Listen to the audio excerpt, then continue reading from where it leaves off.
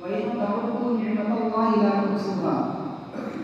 تم ہماری نعمتوں کو شمار کرنا چاہو، گننا چاہو تو شمار ہو گن نہیں سکتے ہو. دنیا کے اندر درخت کے پتوں کو گننا ممکن ہے، گنا جا سکتا ہے. ریت کے ذرات کو گننا ممکن ہے، گنا جا سکتا ہے. آسمان کے ستاروں کا گننا ممکن ہے، گنا جا سکتا ہے. لیکن اللہ رب العزت نے ہم انسانوں کو جو نعمتیں عطا فرمائی ہے ان نعمتوں کا شمار کرنا ممکن نہیں ہے. سر سے لے کر پیر تک یہ اللہ رب العزت کی ہمارے پاس نعمت ہے. آنکھ اللہ رب العزت کی بہت بڑی نعمت ہے. زبان اللہ رب العزت کی بہت بڑی نعمت ہے. ہاتھ اللہ رب العزت کی عطا کردہ نعمت ہے. پیر اللہ کی عطا کردہ بہت بڑی نعمت ہے. اب اگر کوئی ان کا مس یوز کرے، غلط استعمال کرے تو گویا کہ وہ امانت میں خیانت کرنے والا ہے. اور اگر اللہ تبارک و تعالیٰ کے حکم کے مطابق ان اعضاء کو استعمال کیا جائے تو پھر وہ امانت کی ادائیگی کرنے والا ہے. لیکن آج ہمارے آپ کے پاس جو امانتیں اللہ کی موجود ہیں نعمت، ہمیں آپ کو احساس نہیں ہوتا ہے. اللہ رب العزت کی عطا کردہ آنکھیں بہت بیش بہا نعمت ہے. آپ کسی اندھے سے معلوم کیجئے کہ بھائی اس آنکھ کی قیمت کیا ہوتی ہے، تو وہ آپ کو بتائے گا کہ جناب آپ کے لیے تو رات رات ہوتی ہے، ہمارے لیے دن رات برابر ہے. آپ کے لیے رات صرف رات ہوتی ہے اور ہمارے لیے دن رات دونوں برابر ہیں. تو اللہ رب العزت کی آنکھ یہ بہت بڑی چیز ہے.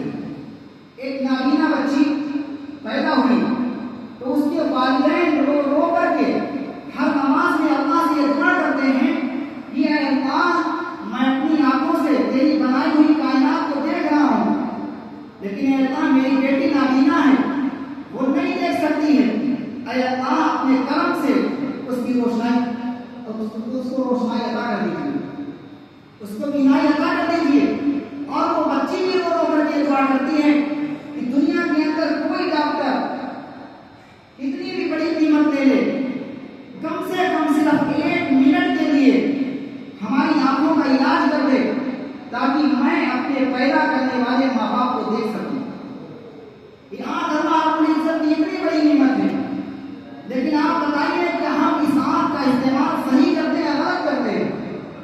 اللہ تبارک و تعالیٰ نے قرآن کریم کے اندر ارشاد فرمایا، جہاں جہاں اللہ نے قرآن کریم کے اندر کوئی حکم دیا کسی کام کے کرنے کا تو وہاں پر عورتیں بھی داخل ہیں، مرد بھی داخل ہیں. مثلا اللہ نے فرمایا یا ایھا الذین آمنوا کتب علیکم الصیام، یا ایمان والو تم پر روزے فرض کیے گئے. اس میں مرد بھی داخل ہیں، عورتیں بھی داخل ہیں.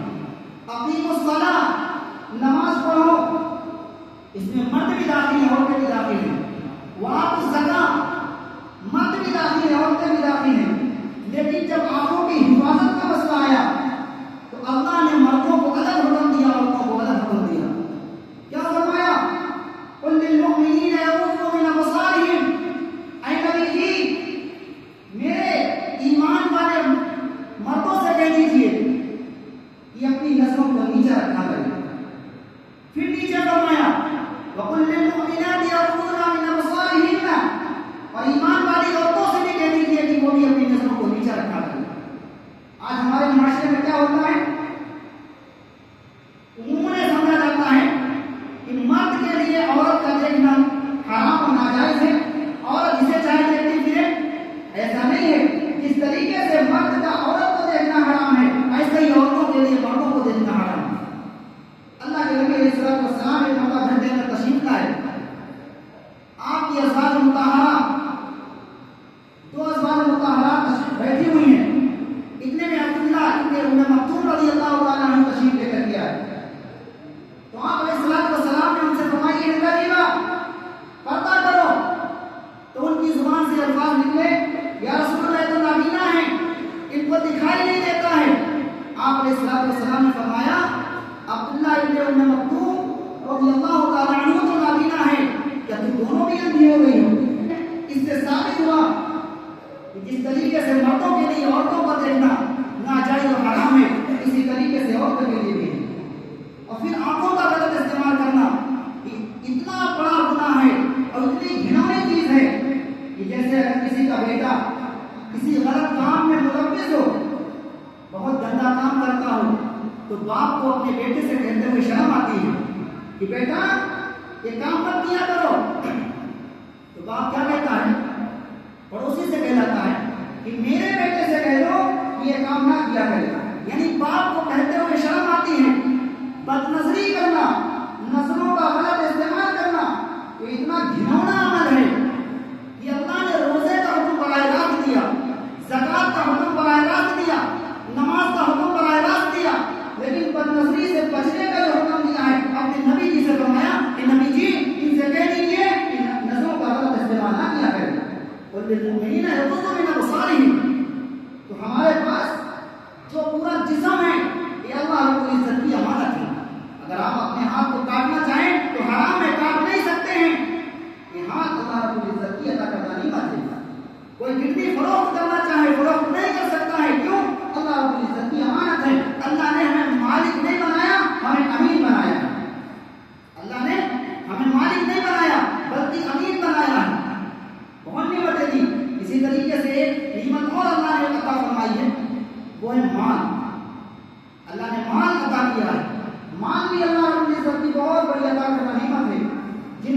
جو لوگ معاشی طور پر پریشان رہتے ہیں، آپ اس سے جا کر کے معلوم کیجیے کہ مال کی حقیقت کیا ہوتی ہے۔ اور پھر مال سے زیادہ بڑی چیز اللہ نے اور دی ہے، وہ ہے اولاد۔ اولاد مال سے زیادہ قیمتی ہے۔ آپ بتائیے اگر کسی کا بچہ بیمار ہو جائے، اللہ نہ کرے کینسر کے مرض میں مبتلا ہو جائے، اور ڈاکٹر صاحب یہ کہیں کہ اس کے علاج میں 1,00,000 روپیہ خرچ ہوگا، اور باپ کے پاس پیسہ بھی ہے، تو آپ بتائیے وہ باپ مال دیکھے گا یا اولاد دیکھے گا؟ اولاد دیکھے گا، مال کو داؤں پر لگا دے گا اولاد کو بچانے کے لیے۔ ہاں یہ الگ بات ہے کوئی مکھی چوس باپ ہو، مکھی چوس ہو تو وہ اپنے مال کو بچائے رکھے، اولاد دنیا سے چلی جائے۔ تو اولاد اللہ رب العزت کی بہت بڑی نعمت ہے۔ اولاد سے بھی بڑھ کر ایک بہت بڑی نعمت ہے اللہ کی عطا کردہ، وہ کیا ہے؟ ایمان۔ ہم لوگوں کے پاس جو اللہ نے ایمان کی دولت ہمیں دی ہے، کہ اللہ رب العزت کی بہت بڑی نعمت ہے۔ جس دن اللہ نے ہمیں اور آپ کو پیدا کیا، آپ بتائیے اس دن کتنے بچے پیدا ہوئے ہوں گے؟ بہت بچے پیدا ہوئے ہوں گے، کوئی یہودی کے گھر، کوئی نصرانی کے یہاں، کوئی غیر مسلم کے یہاں، لیکن اللہ کا کرم جانیے، اللہ کا کرم مانیے کہ اللہ نے ہمیں اور آپ کو ایمان والے گھر میں پیدا کیا۔ ایک احسان کیا، جس دن ہم اور آپ پیدا ہوئے اس دن کتنے جانور پیدا ہوئے ہوں گے؟ نہ جانے کتنے بلی، نہ جانے کتنے کتے، نہ جانے کتنے خنزیر پیدا ہوئے ہوں گے، لیکن اللہ نے ہم پر آپ پر کرم کیا، احسان کیا کہ اللہ نے ہمیں آپ کو کتا اور خنزیر نہیں بنایا بلکہ اشرف المخلوقات انسان بنایا۔ آج آپ بتائیے اللہ نے جو ہمیں اولاد کی نعمت دی ہے، ہم اس اولاد کی کتنی تربیت کرتے ہیں؟ کیا ہم اسے علم دین سکھاتے ہیں، یا ہم ڈائریکٹ اسے براہ راست کالجوں اور اسکولوں کے حوالے کر دیتے ہیں؟ آج آپ اخباروں میں پڑھتے ہیں، موبائل کا دور ہے، آپ جہاں موبائل کھولتے ہیں تو کوئی نہ کوئی خبر آتی ہے کہ فلاں بچی فلاں غیر مسلم کے ساتھ چلی گئی، مسلمان کی بچی غیر مسلم کے ساتھ چلی گئی۔ یہ بات سمجھ میں نہیں آتی ہے کہ ایک مسلمان بچی نے مسلمان ماں کا دودھ پیا اور مسلمان باپ نے اس کے کام میں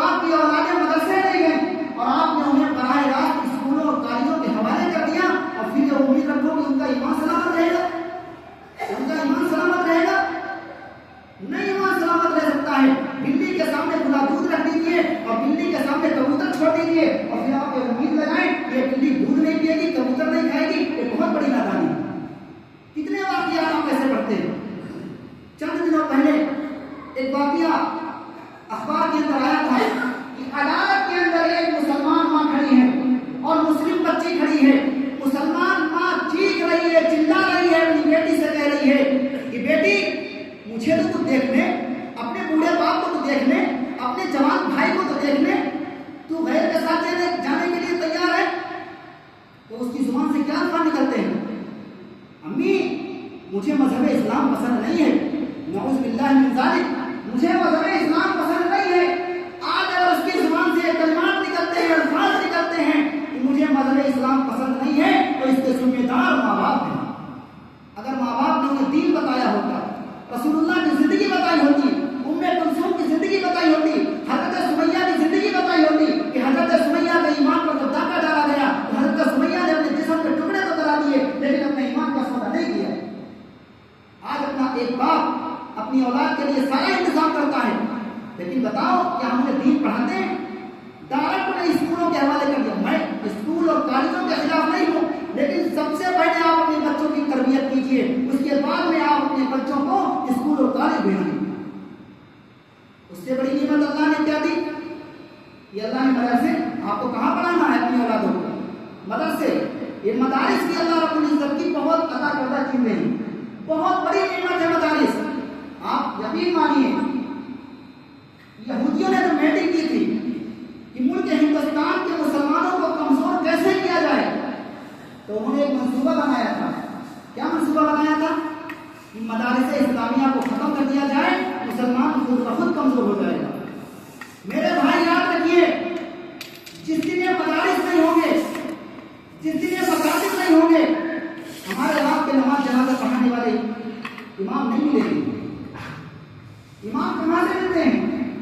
مدارس سے ملتے ہیں, مکاتب سے ملتے ہیں. حضرت مولانا ابو الحسن علی ندوی صاحب رحمۃ اللہ علیہ فرماتے ہیں کہ مدارس اور مکاتب کی مثال بجلی گھر کی طرح ہے. جیسے بجلی گھر سے تمہیں بجلی ملتی ہے, ایسے ہی مدارس سے تمہیں علماء ملتے ہیں, حفاظ ملتے ہیں, قرآن ملتے ہیں, نماز پڑھانے والے ائمہ ملتے ہیں. نماز پڑھانے والے ائمہ ملتے ہیں. ہم اور آپ بڑے خوش نصیب ہیں کہ ہمارے اور آپ کے یہاں مدارس موجود ہیں. میں آپ کو ایک واقعہ سناؤں. حضرت مولانا ماضی قریب کے ہمارے بزرگ حضرت مولانا سالم صاحب اور رحمۃ اللہ علیہ, حضرت کے صاحبزادے حضرت مولانا آصف عمر صاحب امریکہ کے اندر مقیم ہیں. ایک مرتبہ دہلی کے اندر وہ یہ واقعہ سنا رہے تھے کہ امریکہ کے قیام کے زمانے میں بذریعہ جہاز مجھے ایک شہر سے دوسرے شہر جمعہ کی نماز ادا کرنے کے لیے جانا پڑا.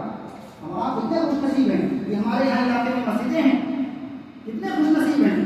تو حضرت فرماتے ہیں کہ میں نے ٹیکسی والے سے کہا کہ بھائی مجھے ایسی جگہ لے چلو کہ جہاں فرائیڈے کے دن سارے مسلمان مل کر کے نماز جمعہ ادا کرتے ہیں. وہ ٹیکسی والا حضرت سے کہتا ہے کہ حضرت آپ مطمئن رہیے, میں آپ کو ایسی جگہ لے چلوں گا. اس نے اپنی ٹیکسی پر بٹھایا اور لے جا کر ایک مکان کے سامنے چھوڑ دیا. حضرت کہنے لگے تو مسجد نہیں تو معلوم ہوتی ہے. کہا حضرت اس علاقے میں کوئی مسجد نہیں ہے, اس مکان کے اندر ابھی سارے مسلمان جمع ہوں گے اور جمعہ کی نماز ادا کریں گے. حضرت فرماتے ہیں کہ میں بھی اندر چلا گیا. کیا دیکھا؟ دیکھتے ہیں کہ کچھ لوگ وضو کر رہے ہیں. امام صاحب اپنے حجرے سے نکلے اور براہ راست مصلی پر کھڑے ہو گئے. مصلی پر کھڑے ہونے کے بعد نماز پڑھا دی. نہ اذان کہی گئی, دوسری خطبہ نہیں پڑھا گیا. خطبہ جمعہ کی نماز کے لیے شرط ہے. اگر خطبہ نہیں پڑھا جائے گا تو جمعہ کی نماز صحیح نہیں ہو سکتی ہے. خطبہ جمعہ کی نماز کے لیے شرط ہے. نہ خطبہ پڑھا گیا, نہ دوسری اذان ہوئی, نماز مکمل ہوئی. اور نماز کیسے پڑھائی گئی؟ حضرت فرماتے ہیں کہ امام صاحب نے صرف اللہ اکبر کہا اور نیت باندھ لی. نیت باندھنے کے بعد یہ ثنا پڑھی, سورہ تعاون تسمیہ اور سورہ فاتحہ پڑھی. آپ بتائیے, آپ کے امام صاحب آپ کے سامنے بیٹھے ہوئے ہیں, انہوں نے سورہ فاتحہ کے بعد سورت ملاتے ہیں نماز میں, لیکن وہاں کے امام صاحب نے نماز کیسے پڑھائی؟ سورہ فاتحہ کو جب مکمل کیا تو سورہ فاتحہ کے بعد سورت نہیں ملائی, بلکہ پھر سورہ فاتحہ پڑھی, پھر سورہ فاتحہ پڑھی اور سورہ فاتحہ پڑھ کر رکوع کیا, سجدہ کیا. دوسری رکعت کے لیے کھڑے ہو گئے. دوسری رکعت میں بھی سورہ فاتحہ پڑھی اور پھر سورہ فاتحہ پڑھی, رکوع کیا, سجدہ کیا. اس طریقے سے نماز پوری ہوئی. السلام علیکم ورحمۃ اللہ, نماز پوری کر دی. حضرت کہنے لگے بھائی نماز نہیں ہوئی ہے. حضرت مولانا آصف عمر صاحب کہنے لگے نماز نہیں ہوئی. کیوں نہیں ہوئی؟ کہا نہ تو دوسری اذان کہی گئی, نہ تو خطبہ دیا گیا, اور سورہ فاتحہ کے بعد سورت ملائی جاتی ہے, نہ سورت ملائی گئی. تو حضرت سے لوگوں نے کہا کہ حضرت آپ कहाँ के रहने वाले हैं? कहाँ? मैं मुल्क हिंदुस्तान का रहने वाला हूँ, दारुल उलूम देवबंद का रूहानी फर्जंद हूँ। तो लोगों ने कहा हजरत आप ही नमाज पढ़ा दीजिए, आप ही इमामत फरमा दीजिए। हजरत कहते हैं कि मैंने जब कहा कि सफों को सीधा करो, सफों को दुरुस्त करो, हजरत फरमाते हैं कि मैंने सफों को दुरुस्त कराया। जब सफें दुरुस्त हो गई तो आखिरी सबसे एक बूढ़ा शख्स जिसकी उम्र तकरीबन 70 साल थी, वो दौड़ता हुआ आगे आता है और आकर के इमाम साहब का दामन पकड़ लेता है और इमाम साहब से कहता है, इमाम साहब चाहे जितनी लंबी नमाज पढ़ा देना, हमारे पैर नहीं थकेंगे। क्यों? 70 साल हो गए सूरह फातिहा के कुरान नहीं सुना, 70 साल हो गए सूरह फातिहा के कुरान नहीं सुना है। मेरे भाई, हम और आप खुश नसीब हैं कि हमारे यहाँ मदारिस मौजूद हैं, हमारे यहाँ मकातिब मौजूद हैं, हमारे यहाँ मुफ्तियाने किराम मौजूद हैं, हमारे यहाँ मसले बताने वाले मौजूद हैं। लेकिन मेरे भाई बताओ, हम इन मदारिस का कितना ताउन करते हैं, कितना ख्याल करते हैं, कितने इनका ख्याल रखते हैं? अगर कोई आलिम साहब, कोई मुफ्ती साहब रसीद लेकर के आ जाए कि भाई फला फला मदरसे के अंदर तामीरी काम चल रहा है, आप बताइए क्या देना चाहते हैं? मालदार चाहे वो घरेलू एतबार से कितना हो, इतना दुगना सुना देता है कि सामने वाले को तरस आता है और सोचने लगता है कि अगर मेरे पास जाती पैसे अपने होते हैं उसको दे देते हैं, इतना दुगना सुना देते हैं। मेरे भाई, अल्लाह का शुक्र अदा करो, अल्लाह ने माल तुम्हें शादियों में पटाखा फोड़ने के लिए नहीं दिया। हैदराबाद के अंदर एक साहब ने अपनी बच्ची की शादी की, 4 करोड़ रुपए खर्च किए और उन्हीं की जगह में इमाम एक मस्जिद बनी थी, उसमें एक इमाम साहब इमामत कर रहे थे, उनका बच्चा बीमार हो गया, इमाम साहब छुट्टी पर चले गए, थोड़ी ताखीर से आए तो वो सेठ साहब जिन्होंने 4 करोड़ रुपया अपनी बच्ची की शादी पर खर्च किया था, 4000 इमाम की तनख्वाह से काट दी। ये गाँव में मुसलमान कैसे कामयाब हो सकती है? हम कितना ही उलमा का ख्याल रखते हैं। मेरे भाई, यकीन मानिए कि उलमा तिजारत कर सकते हैं, बिजनेस कर सकते हैं, कारोबार कर सकते हैं, लेकिन जिस दिन ये कारोबार में उतर आए, जिस दिन ये बिजनेस करने लगे, हमारी और आपकी औलादें मुर्तद हो जाएंगी। हमारे और आपके ईमान की फिक्र करने वाले उलमाए किराम, हमारे बच्चों के ईमान को बचाने वाले उलमाए किराम, हम कितना ख्याल रखते हैं उलमाए किराम, पूरा दुगना सुना देते हैं। मेरे भाई, अल्लाह का शुक्र अदा करो कि अल्लाह ने तुम्हें माल दिया है, जिस अल्लाह ने तुम्हें देने वाला बनाया है, वो अल्लाह ने चाहता तो तुम्हारे हाथ में कटोरा थमाकर मस्जिद के गेट पर भी तो खड़ा कर सकता था, मस्जिद के गेट पर भी तो खड़ा कर सकता था। इसलिए मेरे भाई, जिस इलाके के अंदर मदारिस हैं, आप उन मदारिस का भी खोल करके ताबुत कीजिए और अपने बच्चों को मदारिस के अंदर जरूर दाखिल कीजिए, ताकि आने वाले वक्त में जब इनके ईमान पर डाका डाला जाए, इनके ईमान को लूटने की नौबत आए, तो ये अपने ईमान की हिफाजत कर सकते, अपने ईमान की हिफाजत कर सके। सबसे बड़ी चीज अल्लाह ने क्या फरमाया कुरान के अंदर? आयत पढ़ो, तर्जुमा करूं, बात को खत्म करूं।